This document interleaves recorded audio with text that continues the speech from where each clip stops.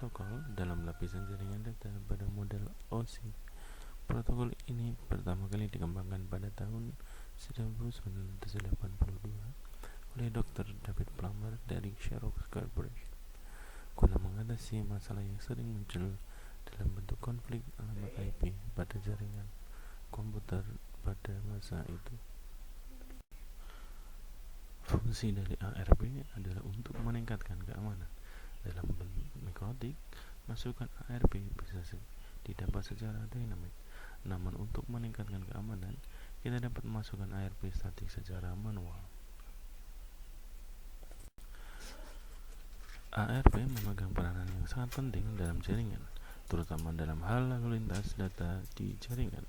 Setiap host yang terhubung ke LAN dapat berkomunikasi satu sama lain menggunakan alamat fisik atau alamat MAC, bukan alamat logis atau alamat IP. Seperti yang dijelaskan di poin pertama, setiap host dapat berkomunikasi menggunakan alamat MAC. Dengan kata lain, setiap host yang ingin berkomunikasi dengan host lain harus memiliki alamat fisik atau alamat MAC dari host target. Untuk mendapatkan alamat MAC, hal pertama yang harus dilakukan saat mentransfer data adalah mengatur alamat IP ke data. Setelah itu, Anda dapat menentukan alamat MAC dari host target. ARP memainkan peranan penting di sini. Menggunakan alamat IP dari host tujuan, host pengirim dapat melakukan pencarian menggunakan protokol ARP.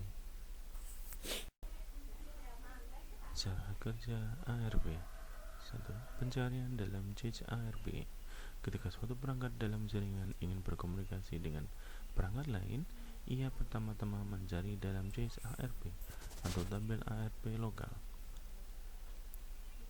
ARP request. Jika alamat MAC yang dicari tidak ada dalam cache ARP, perangkat pengiriman akan mengirimkan pesan ARP request. Pesan ini berisi alamat IP pengirim, alamat IP tujuan, dan alamat MAC pengirim. Broadcast ARP request. Pesan ARP request yang dikirim adalah pesan broadcast, yang berarti pesan ini akan diterima oleh semua perangkat dalam jaringan LAN. ARP reply. Setiap perangkat dalam jaringan akan memeriksa apakah alamat IP yang dicari cocok dengan alamat IP mereka sendiri. Pembaruan cache ARP.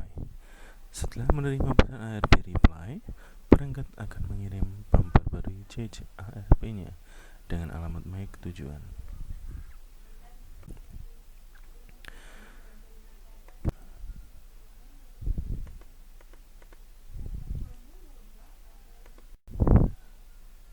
Jenis-jenis ARP: proxy ARP, gratuitous ARP, reverse ARP atau RARP, inverse ARP. Kelebihan menggunakan ARP: kemudahan dalam mengetahui alamat MAC jika alamat IP diketahui. Node akhir dalam jaringan tidak perlu dikonfigurasi secara manual untuk mengetahui alamat MAC. Kekurangan menggunakan ARP.